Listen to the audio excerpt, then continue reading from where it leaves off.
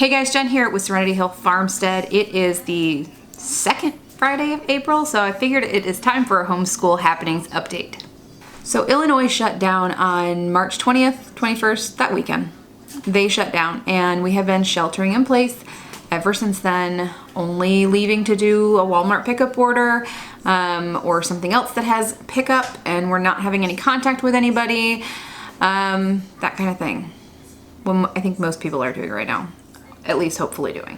When our governor issued that order, my homeschool mom reaction was, hey, we got a great opportunity here to do a lot of extra stuff. Springtime on our homestead inevitably means a lot of extra work, lots of time outdoors, lots of new life, and lots of extra chores.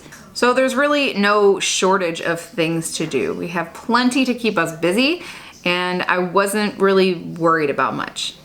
And that has not changed. We really have tons of things to keep us busy. We are definitely not having much of any time to be bored. But as I normally do every month, I did tweak a few things and I did change a couple big things for my high schooler. These homeschool changes that I have made are going to be consistent throughout the rest of our school year. We only have 2 months left in our homeschool year. We go from July to June, and then we take about a month off just for me to catch up on any kind of big homeschool or homestead stuff that I have going on, and for me to get the rest of curriculum buttoned up before we start again at the end of July. So the big changes I made for my 3 little ones who are kindergarten, 2nd grade, and 3rd grade is really their history and science. They're still doing their handwriting. I do it a couple days a week.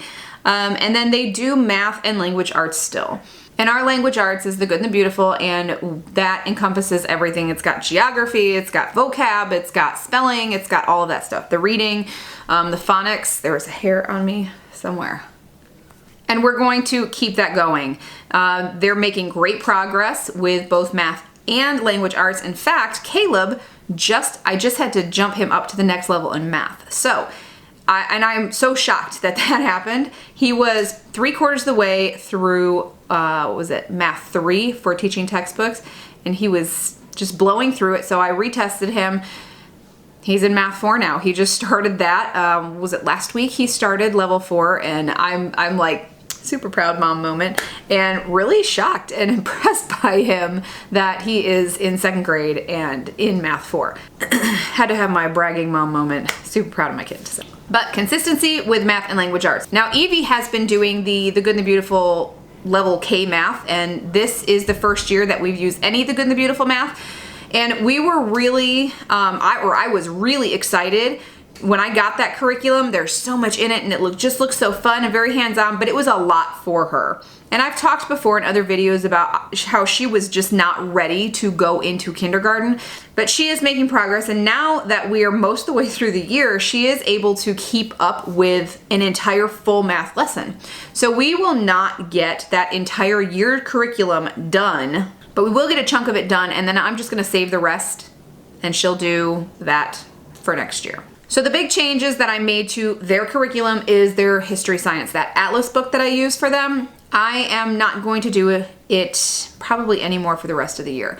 There are some things that I am switching out for it. We've got some, let me get it, I'll show you. So here are the books that we're using.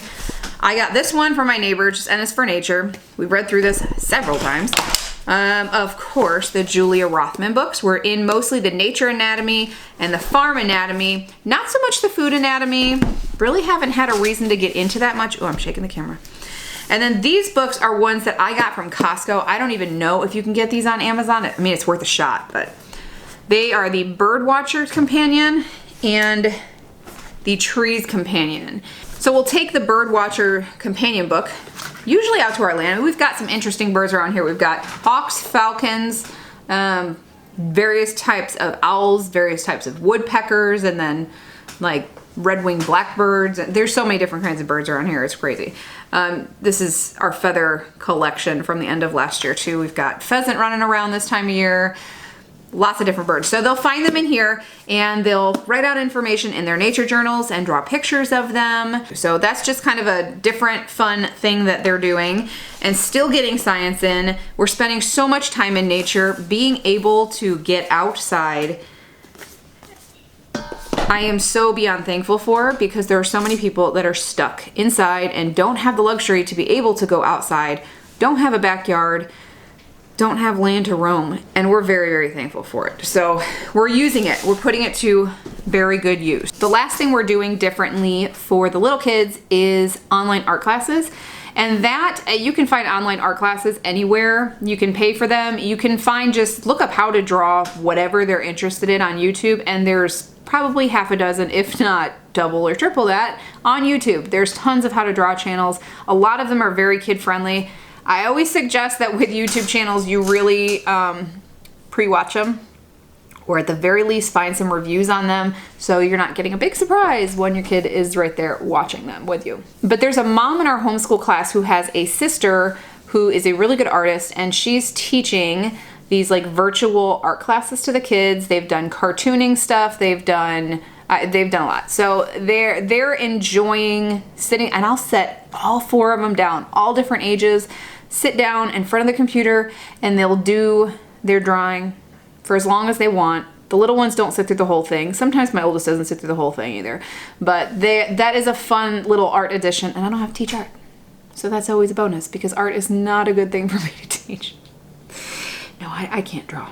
Oh, there is one more thing. I am doing a crafty day, and sometimes we do this weekly. If we don't have time, we'll do it every other week, but it's just a day where I take out virtually every craft supply we have and I just put it on the dining room table.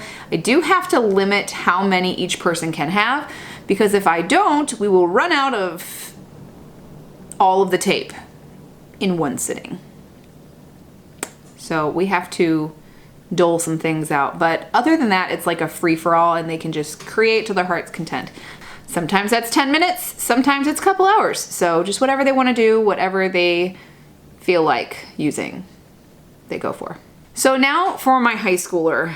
Math, right on track with. Language arts, right on track with. He's got, 3 units left to do, and then he is done with his freshman year language arts, which is awesome. And that is also the good and the beautiful. So it is reading, writing, grammar, research papers he's doing in there with his writing, vocabulary, a lot of memorization stuff, all of the things, it's all there. The big huge change that I made to his curriculum is I took his history and his science and I kind of chopped it apart. He's got master books for history and apologia for science. Now, I have never, in all of the years I have spent homeschooling, ever completed an entire apologia curriculum of any kind. There's a lot of information there. We don't work at that pace, and we're totally fine with it. I go through it at the beginning of the year, pick out all of the things that we're going to learn, make sure there's no big holes in things, and we just go through that for the year. Well, like I'm sure many of my fellow homeschool families are doing, I'm using our current world situation as inspiration for a different twist on our curriculum. So what I did is I put together, or I'm putting together, I've got most of it done. I gotta do the last few little bits of it, but he's already working in it. It's a unit study on the history of pandemics. So what I did is basically take all of the different pandemics, all of the major, there's like 20 major pandemics that I've got in there, and what they are, what they were, how it affected them. There's a timeline in there. There's like epidemiology, transmission, there's statistics in there. He's got to follow current events. He's got to research things. I've got like a resource list so he's not just randomly searching the web. He's got places to go, because I want him to have accurate information, not just random people's blogs and their opinions. This is historical. It sucks, but it's historical. This is gonna be in history books one day. I want him to study it while it's happening, because like a lot of things in history books, what you learn about is not really how it was. So this is a really good thing for him to do, for him to document this. We will keep this, and it's something that would be awesome to hang on to over the years and to look back on. And also, there's a lot of what I like to call filler chapters in history and science books, like our history. we're studying US history this year, and studying and documenting what's happening now is way more valuable, in my opinion, than studying philosophers on a timeline. So he's got the unit study, that's changed. He's still keeping on with his core subjects, so that hasn't changed. And then, I decided to have him come up with something to focus on because he's having a hard time with the social, or the lack of the social stuff, gatherings. And he really needed something to fill some downtime. So I told him to choose one thing that he would really like to master. Just focus on doing that. Do it in your downtime when you're not doing school, when you don't have anyone to talk to on the phone, or we don't have something else going on. Pick something that you would love to be just awesome at. So he picked card tricks. He's getting really, really good. He watches like America's Got Talent, and what's another one? There's what is it? I don't even know. And there's another YouTuber that does like illusion tricks, stuff like that, and then breaks apart how to do the tricks. So he's been like binge watching those in his free time and figuring out how to do these tricks, and he's even come up with some of his own tricks, which is super impressive. So he's doing that. So here's what I am absolutely not doing anymore. No more read aloud time. I'm not sitting and forcing my kids to do anything if they're not into it. It's a hard time right now. It's stressful, though not tons and tons of stuff has changed for us. It's still not being able to go to church, go to co-op, see our friends, be out in the world is a big deal. And I am not going to push and force something that is going to be way too hard for them. So I stopped having them sit and do the read alouds. And then just lots of unstructured play. Letting them just use their creativity, do what they want to do, and spending as much time outside as we possibly can. If we've been inside too long and then they get outside, all they want to do is go back inside. They have to have that forced push to be outside for a while. And then once you get over that hump, then they don't ever want to come in. So, which I love. I love that time where we spend all day outside. We school outside. We play outside. We learn outside. We do all of the chores. I'm looking at the garden. All of the chores outside, and just enjoy time outdoors as a family. So it's just that time of year, and with everything going on and having less travel time than what we normally do, we're really using it to our advantage and doing more of that. There is one thing that we are doing to kind of ease that social stress, and a friend of mine came up with, what is she calling it? Cyber Friend Friday. So Friday is a loose term though, because we've had Cyber Friend Wednesday, Friday, Thursday, just about any day. Any day that we have done what we've needed to do and now people are available to chat has been spent talking, video chat on their devices. They still get to communicate and keep their relationship strong too. So I think that does help a little bit. They still do get upset, especially when they do talk to each other, because then they just want to see each other more. But I mean, something's better than nothing. And it's important, like really important, to keep them engaging socially with friends. So that's what we're doing. So I know we suddenly have this huge influx of homeschoolers, virtual schoolers, distance schooling, however you want to name it. You're still schooling at home.